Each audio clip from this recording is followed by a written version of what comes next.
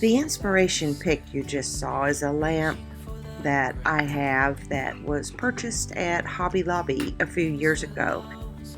It's a rather heavy lamp made of wood, and it was stained and then covered with a texture. So, in my mind, this very lightweight plasticky lamp base I needed to make look like wood. And since I have this Retic product, which is basically a paintable wood fiber, I decided to coat the lamp base first with that. Now, while that was drying, it was time to start the lamp shade, which was also purchased at Goodwill for $2. I decided that I wanted to paint it. It was a little bit dirty and plus a little too, bright.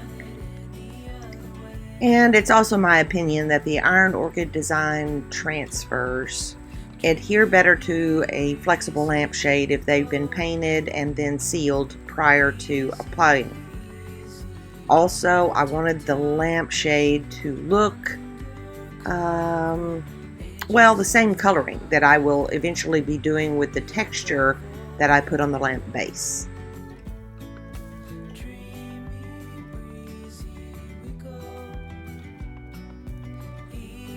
This is the second coat now of the Retic product, and to make it look very wood grained, I am using that little tool there to create some striations. I love the Retic product because it does mimic wood and you can stain it. The medium that I used to accomplish the stain was actually Deco Art wax. It doesn't really have a color, it's just called Deco Art, I think brown wax or dark wax.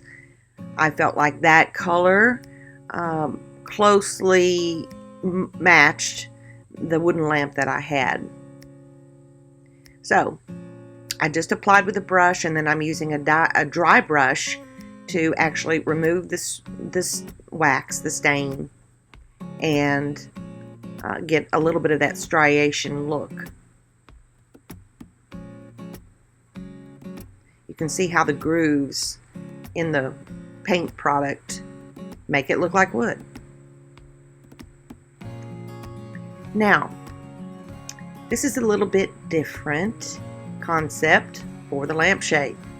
I'm using that same wax, but I'm watering it down a lot, probably 50-50 or even maybe 60-40. And I spray the bottom edge of the lampshade with water first before wiping this on. And this is going to create kind of a, what is it called? Ombre, maybe, effect.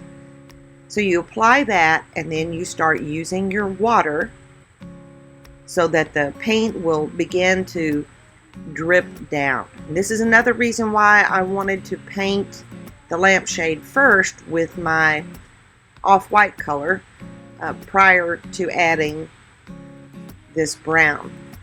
And I go through and check and make sure it's kind of melding down, dripping down, and going from dark to lighter. It ended up drying out, I think, really pretty.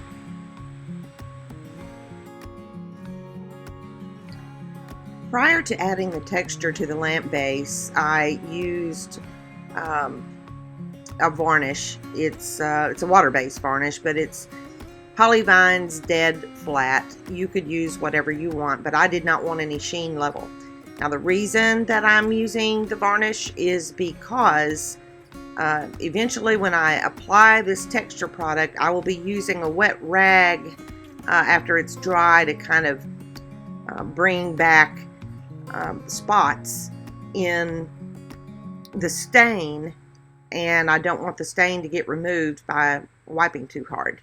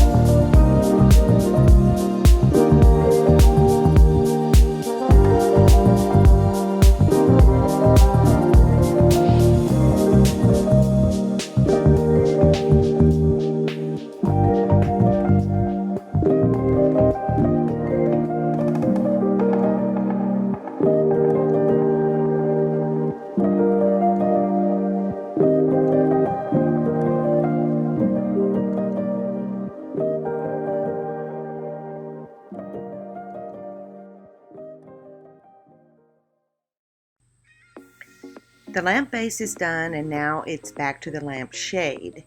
Using the Iron Orchid Designs Brocante transfer, I am using this grouping of birds on a branch. Now, I have to do some measuring and figuring where the center of the birds would be. So I've got to measure from one end to the other, and you can tell where they fit together because I was pointing out there where they seam together. There's kind of a jagged edge in the branch, but there's clearly an end piece on the left and the right sides. So I kind of put this together, measure my lampshade, and then go from there.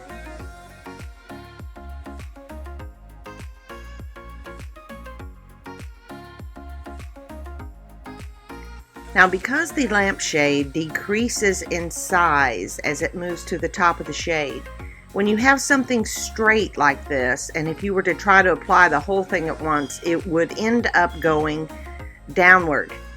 So it's a little more complicated to do this, but I had to cut out each individual bird and apply them each separately. It didn't take very long though, so I'll just let you watch how that occurred. And I followed the bottom line of the transfer piece at the bottom edge. You'll see here in a minute when I get it adjusted a little bit better in the camera for you to be able to tell. But that's how I kept it straight with each bird.